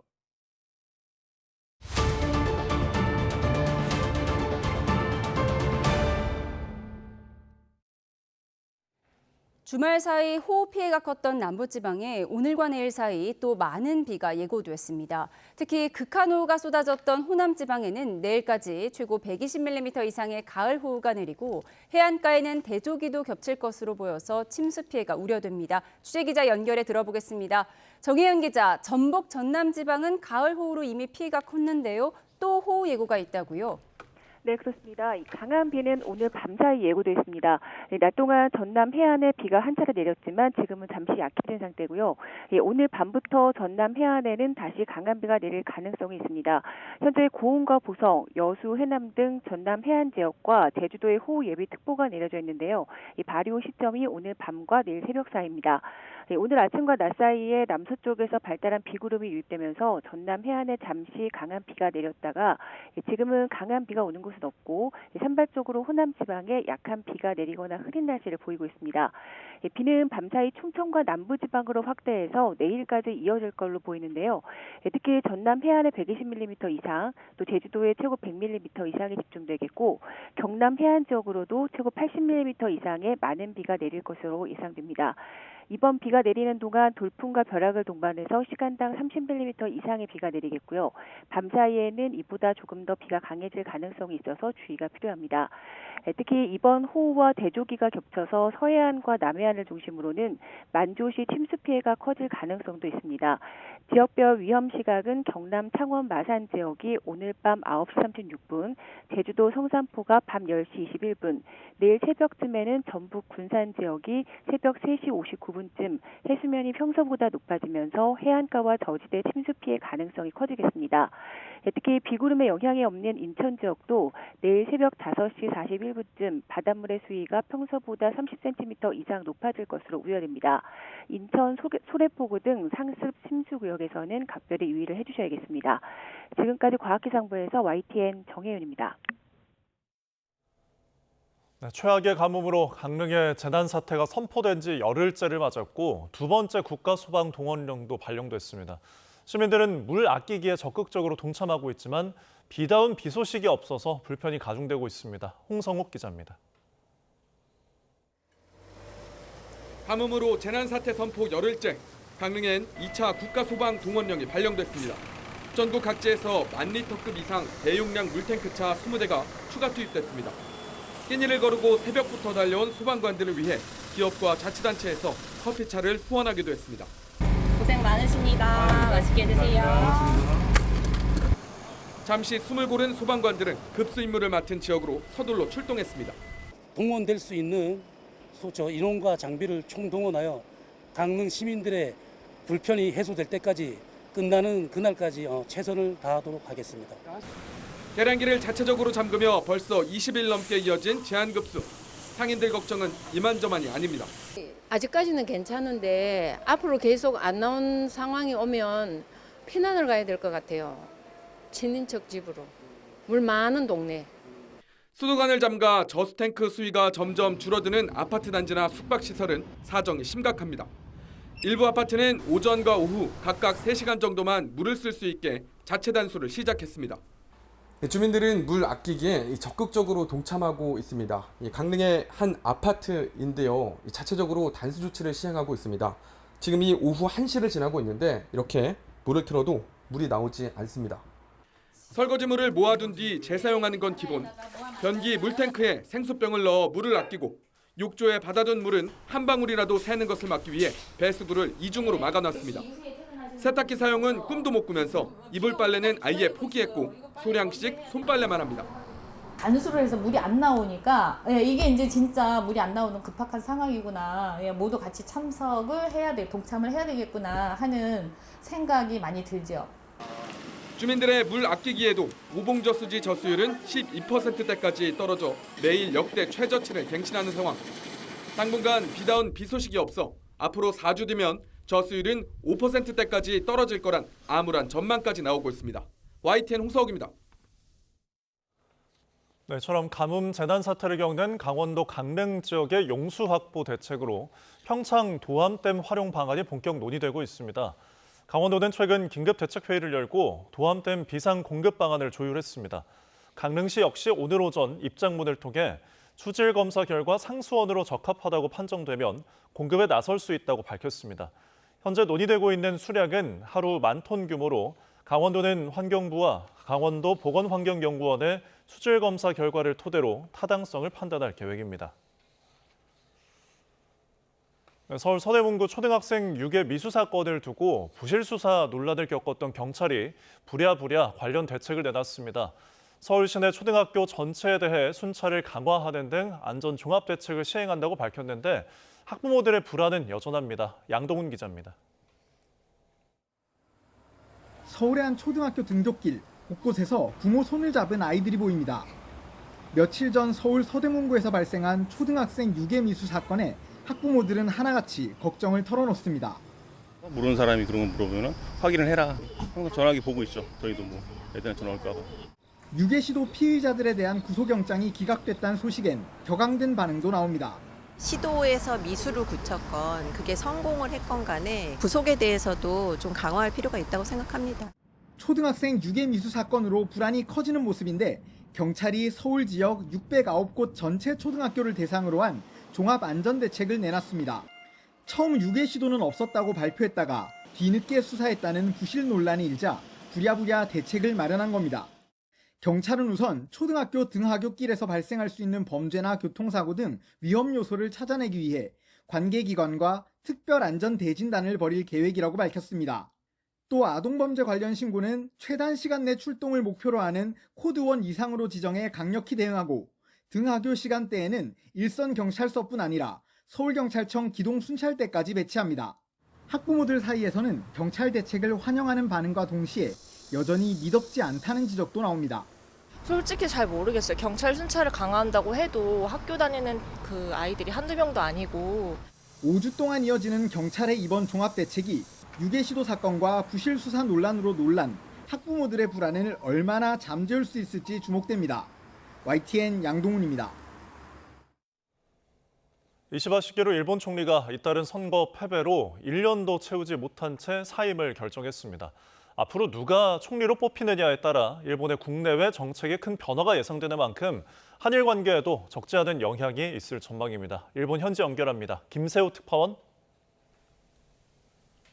네, 도쿄입니다. 네, 이시바 총리가 전격적으로 사퇴 의사를 밝힌 배경은 무엇입니까?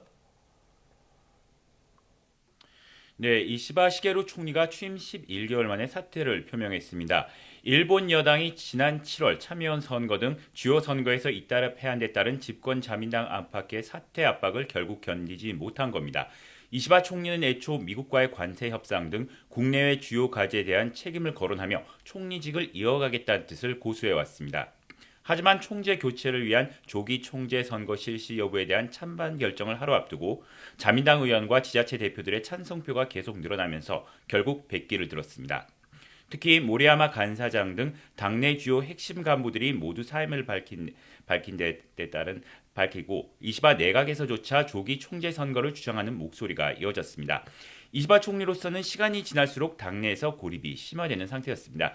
이시바 총리가 조기 총재 선거에 직접 출마하더라도 승산이 희박하다는 것이 중론이었습니다. 총리 고유 권한으로 중의원 해산도 한때 고려했지만 대의 명분이 없다는 당 안팎의 비난이 이어지자 결국 뜻을 접은 것으로 전해졌습니다. 결국 이시바 총리는 어제 저녁 6시 긴급 기자회견을 통해 당의 분열을 막기 위해 총재직을 내려놓겠다고 발표했습니다. 이시바 총리는 차기 총재가 선출될 때까지 총리직을 이어갈 예정인데 총재 선거는 이르면 10월 초순쯤으로 예상됩니다. 네, 이제 앞으로 총리의 후임이 누가 될 것이냐 관심이 쏠리는데 차기 총리가 누구냐에 따라 한일 관계에 영향이 적지 않겠죠? 네, 일본 총리는 국회의원 수가 많은 다수당의 대표가 총리 지명 선거에서 총리로 지명되는 경우가 절대 다수입니다. 다만 현재 일본 여당이 국회 과반을 차지하지 못하고 있는 만큼 소수 야당이 후보를 단일화하면 야당 출신의 총리가 나올 수도 있습니다. 하지만 야당들의 정책 방향 등 이해관계가 달라 야당 후보 단일화가 당분간은 쉽지 않은 만큼 자민당 출신 총재가 총리로 당선될 가능성이 큽니다. 자민당 내에서는 고이즈미 신주로 농림수산상과 다카이치 사나이 전 경제안보 담당상이 가장 유력한 차기 총리 후보로 떠오르고 있습니다. 여자 아베라고도 불리는 다카이치 전 경제안보 담당상은 자민당 내에서도 가장 우익 성향이 가장 강한 인물로 평가됩니다. 태평양 전쟁 범죄자들이 합사된 야스쿠니 신사도 매년 빠지지 않고 참배하는 것으로도 유명한데요. 총리가 되더라도 참배하겠다는 뜻을 분명히 하고 있습니다. 자위대의 헌법 명기를 강력히 주장하고 한국이 독도의 구조물을 더 설치하지 못하도록 하겠다는 등의 강경 발언으로도 잘 알려져 있습니다.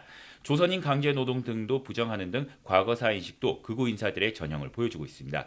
고이즈미 농림상은 최근 한국을 방문해 서울국립현충원을 참배하는 모습을 보였지만 역시 야스쿠니 신사에 참배하는 대표적인 정치인 가운데 하나입니다. 이 때문에 정도의 차이는 있겠지만 누가 총리가 되든 이시바 총리와 같은 온건 노선을 기대하기 어려운 만큼 한일 관계 개선 흐름에도 악영향을 미칠 수 있다는 우려가 나오고 있습니다. 지금까지 도쿄에서 YTN 김세호입니다. 네, 오늘 새벽 달이 지구 그림자에 완전히 가려지는 개기월식이 나타났습니다. 3년 만인데요. 화면으로 함께 보시죠. 네, 오늘 새벽 일어난 개기월식입니다. 2022년 11월 이후 3년 만에 우리나라에서 관측 가능한 개기월식이었습니다. 개기월식은 지구가 태양과 달 사이에 위치하는 보름달 기간 중에 달 궤도가 지구의 본 그림자에 완전히 들어올 때 볼 수가 있습니다. 이번 개기월식은 3년 전에 비해 달이 본 그림자 깊숙이 들어와서 더 선명하게 붉은 달을 만들어냈는데요. 새벽 1시 26분부터 달 일부가 가리는 부분월식이 시작됐고 개기월식은 2시 30분부터 1시간 23분 동안 진행됐습니다. 지금 보고 계신 장면은 국립청소년우주센터에서 촬영한 전남 고흥 지역의 개기월식인데요. 이번 개기월식은 전국에서 관측이 가능했지만 수도권을 비롯해서 일부 지역에서는 구름에 가려 잘 보이진 않았습니다. 다음 개기월식은 내년 3월 3일입니다.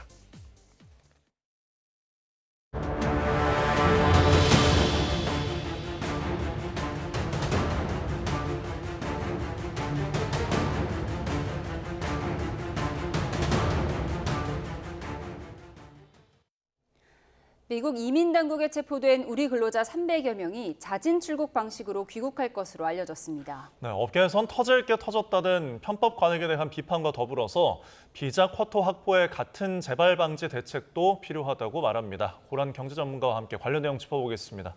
어서 오십시오. 안녕하세요. 네, 안녕하세요. 네, 조현 외교부 장관이 오늘 저녁에 출국할 것으로 알려지고 있는데 우선 자진 출국이라고 하면 강제 추방은 아니니까 나중에 이 국민들이 다시 미국으로 갈 때 불이익은 없는 거죠? 자, 이분들이 일단 구금된 이유가 뭐냐면 예. 미국으로 입국할 때는 체류 자격을 줍니다. 뭐 관광 목적인지 아니면은 뭐 노동을 할 수 있는 자격인지 어쨌든 그런데 여기 현장에서 체포된 분들을 보자면 노동을 할 수 없는 비자를 가지고 노동을 예. 했기 때문인데요. 이 경우에는 보통 자진 출국, 강제 추방, 이민 재판 등 세 가지 선택지가 있습니다. 그 가운데 가장 조금 이름만 들어도 제일 좋은 게 자진 출국 느낌이잖아요. 예, 그렇죠. 예. 그래서 자진 출국으로 아마 한미 실무 당국 간 의견 조율이 이루어진 것 같습니다. 근데 자진 출국은요, 사실 원칙적으로 보자면요, 내가 알아서 나가는 거기 때문에 재입국 시 불이익은 없습니다. 그런데요, 일부 미국 변호사에 따르면요, 이게 불법 체류로 이미 체포, 구금된 상태에서 자진 출국을 선택하는 거잖아요. 그러면 자진 출국을 할 때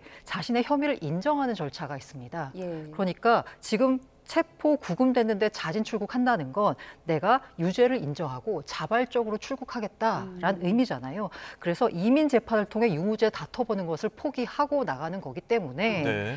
이게 아마 동의서에 서명하게 되면 재입국에 제한이 생길 수도 있다라는 우려가 있습니다. 이 때문에 조현 외교부 장관이 이제 출국을 해가지고요. 예. 아마 한미 간에 이 부분에 대해서 불이익이 없도록 좀 조정하는 거, 이게 우리가 얻어낼 핵심인 것 같습니다. 네. 그러니까 우리 국민이 일단은 무비자도 아닌 상태에서 비자가 있는 상황에서 이렇게 된 초유의 사태가 좀 너무한 게 아니냐 이런 시각도 있는 것 같은데. 네, 일단 이거 너무 당연한 거다라는 이제 어떻게 보자면 미국 측의 입장을 찬성하는 쪽에서 보자면요, 예. 미국은 자국 이민법을 엄격히 집행을 합니다. 그 이민법에 따라서 불법 고용과 체류, 미국 내 일자리 보호와 직결된 문제이기 때문에요. 이 부분에 대해서는 굉장히 엄격하게 단속한다라고 이제 뭐 이렇게 단속할 수 있다라고 네. 보는 시각도 있습니다. 하지만 너무 과도하다는 거죠.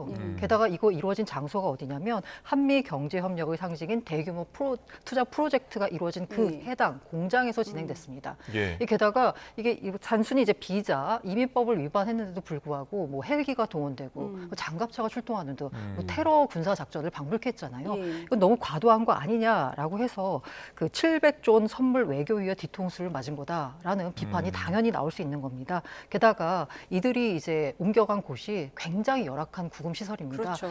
여기에서 또 인권 침해 논란까지 나와서 이 부분에 있어서는 조금 과도한 거 아니냐라는 비판이 나올 수밖에 예, 없습니다. 쉽게 말해서 일할 수 있는, 경제 활동을 할 수 있는 비자 따기가 워낙 하늘의 별 따기다 보니까 이 단기 체류 비자로 가서 일하는 것이 어쩌면 관행처럼 이어졌던 부분이잖아요. 네네. 네, 비자별로 종류를 좀 설명을 해주시죠. 일단 우리가 흔히 미국 여행 갈 때 하는 이스타, 이 전제 여행 허가제라고 해서요. 이건 예. 굉장히 온라인으로 신청만 하면 되고 굉장히 쉽게 나옵니다. 다만 체류가 90일 이내고요. 그리고 노동을 하면 안 됩니다. 그리고 B 비자가 있는데요. 이건 단기 상용 비자입니다. B1 비자요.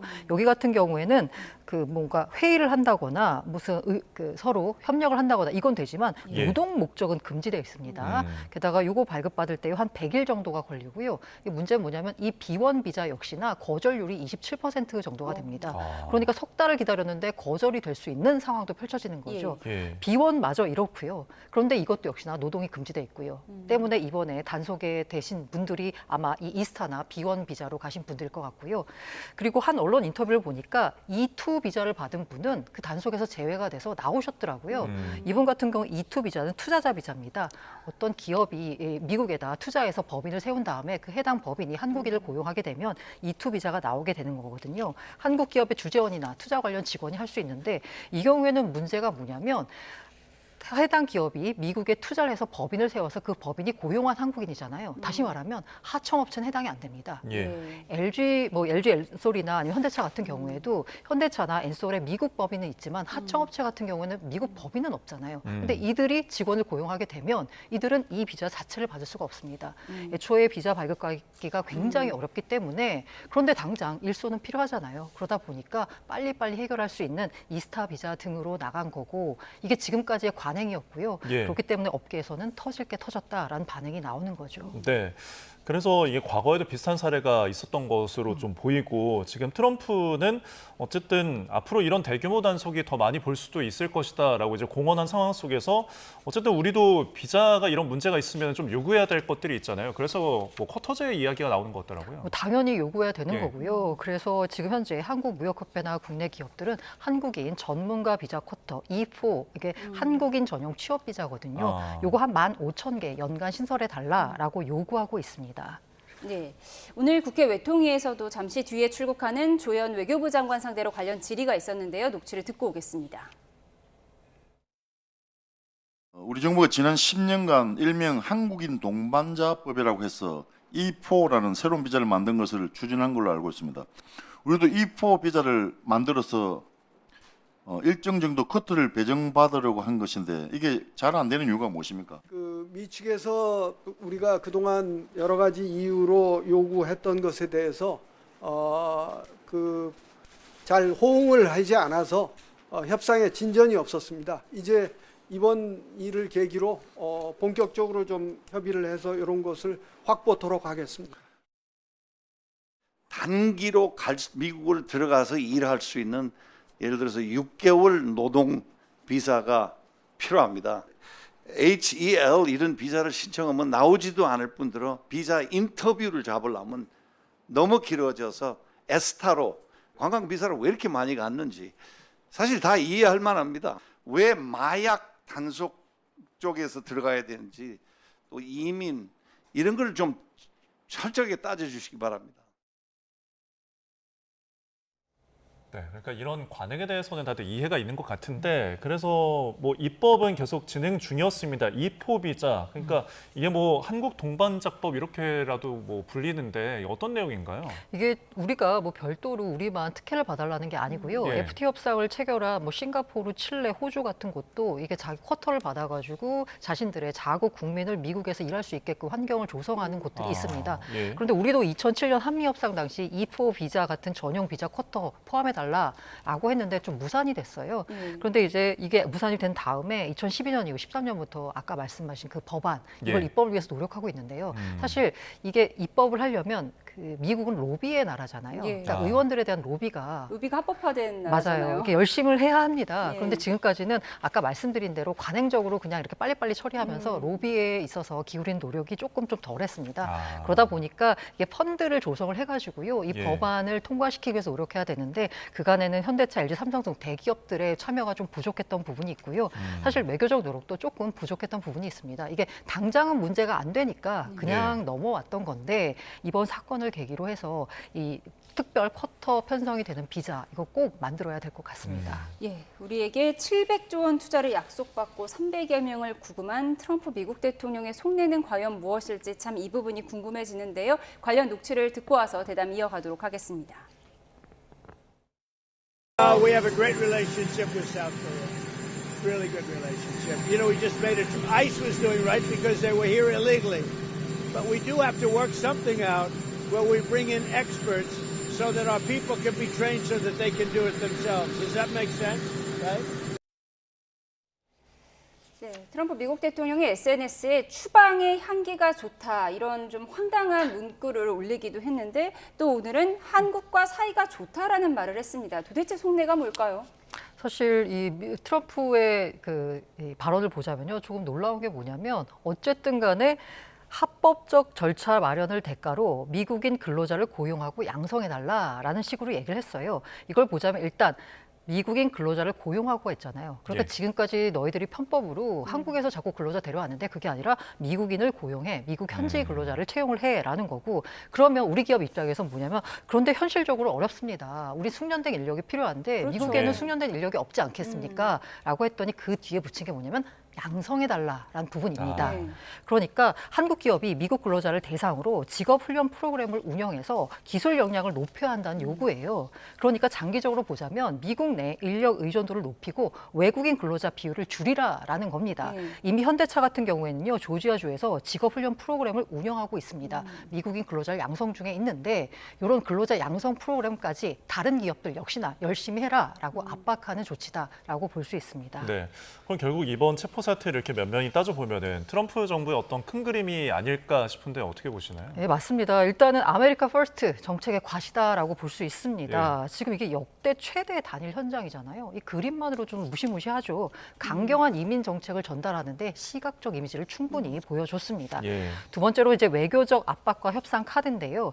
이게 우리 정부에 사전 통보가 없었습니다. 그러다 보니까 이게 향후에 우리 FTA 재검토나 방위비 분담금 협상에서 유리한 위치를 점하려는 거 아니냐라는 속내가 깔려 있다라고 볼 수 있고요. 그다음에 트럼프가 갖고 있는 국내적인 정치적 효과입니다. 조지아주잖아요. 여기 같은 경우에는 이른바 스윙 스테이트잖아요. 여기에서 내가 약속한 거, 나는 미국인들에게 일자리를 돌려주겠다 하는 약속을 나는 지키고 있다. 라는 걸 보여줌으로써 중간 선거에서도 유리한 위치를 차지하려는 포석이다라고 볼 수 있고요. 아울러서 경제적 압박과 글로벌 전략 측면에서 볼 수 있습니다. 외국 기업을 견제하는 건데요.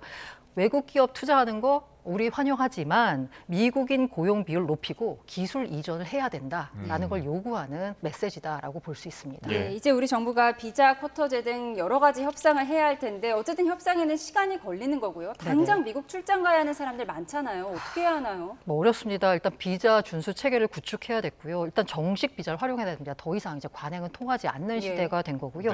이렇게 되면은 미국인 변호사를 협력하는 등 현지에서 있는 파트너를 해가지고요. 뭔가 법에 접촉되지 않는 방법으로 우리 근로자들이 해외에서 나갈 수 있는 길을 찾아야 됩니다. 그리고 아울러서 제가 그 E4 비자 했을 때 로비가 합법했던 나라인데 로비 자금이 부족했다는 말씀드렸잖아요. 국내 기업들의 참여가 부족했는데 외교적 로비 참여에 있어서도 펀딩에 이들 이제 대기업들이 많은 금액을 좀 내서 이런 E4 비자 같은 한국인 쿼터를 얻어낼 수 있는데 좀 도움이 되는 방향으로 설계를 해야 될 것 같습니다. 700조 원 투자도 하고 또 로비 자금도 돼야 하는 네네. 기업들의 현실이 참 안타깝습니다. 네, 해결할 게 많은 상황인데요. 지금까지 고란 경제 전문가와 함께 이야기 나눠봤습니다. 고맙습니다.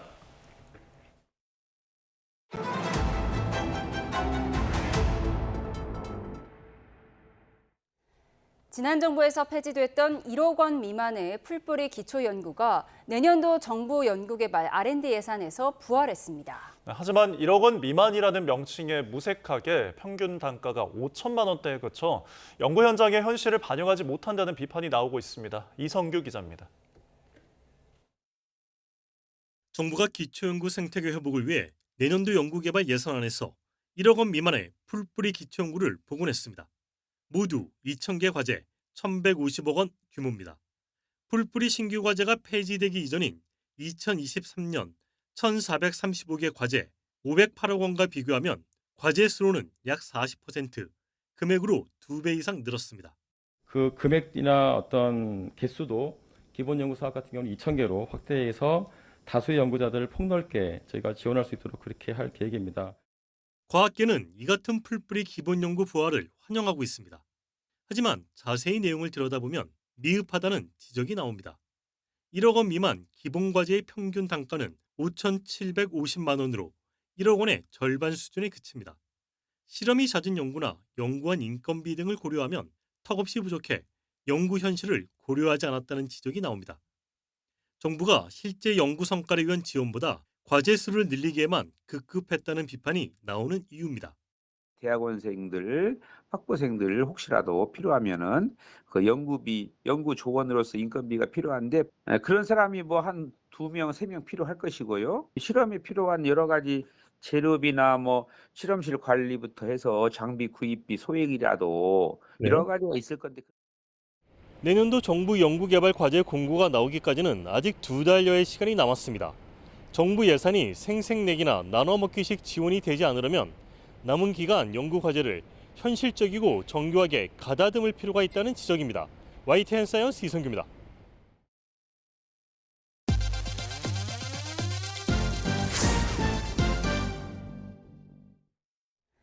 카카오가 카카오톡 메시지 삭제 기능 시간을 5분에서 24시간으로 늘리자 전체 삭제 건수가 대폭 늘어난 것으로 나타났습니다.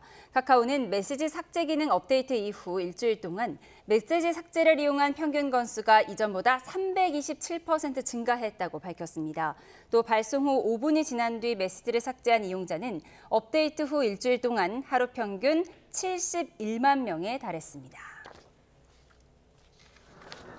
투명 OLED TV 등 LG전자 17개 제품이 이파 2025에서 혁신상을 수상했습니다. 세계 최초의 무선 투명 TV인 시그니처 OLED TV는 최고상인 베스트 오브 이파와 함께 홈 엔터테인먼트 부문에서 최고 혁신상을 받으며 2관왕에 올랐습니다. 삼성전자가 유럽 최대 가전 전시회 이파 2025에서 인공지능 홈 기술 기반 스마트 모듈러 홈 체험관을 선보였습니다. 삼성전자는 국내에서 약 일주일 동안 칩을 제작한 뒤 독일 베를린으로 운송해 단 하루 만에 조립을 마쳤다고 밝혔습니다. 하나은행과 하나카드가 하나금융그룹 광고 모델인 가수 임영웅의 사진이 담긴 히어로 체크카드를 선보였습니다. 또 내년 1월까지 이 카드로 월 5만 원 넘게 쓰면 매월 1,000원씩 최대 5,000원이 임영웅과 팬클럽 하나금융그룹 이름으로 기부된다고 밝혔습니다. 충청 이남 곳곳에 비가 내리고 있습니다. 현재 레이더를 보면 산발적인 비구름이 지나고 있는데요. 오늘 밤 사이에는 중서부 지역에도 빗방울이 떨어지겠습니다. 다만 남부지방을 중심으로 온 가을 호우가 쏟아지겠습니다. 전남 해안 많은 곳에 120mm 이상, 제주도와 경남 남해안에 최고 80에서 100mm가 넘는 많은 비가 예상됩니다. 특히 오늘 밤 사이 남해안과 제주도에는 시간당 30mm 안팎의 강한 비도 집중되겠습니다. 피해 없도록 주의하셔야겠습니다.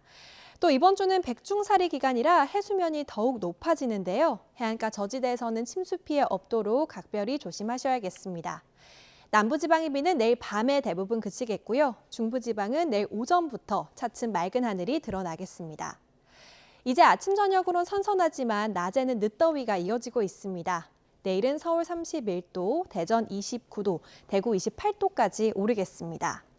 제주도의 비는 목요일까지 길게 이어지겠고요. 당분간 일교차는 크겠습니다. 날씨였습니다.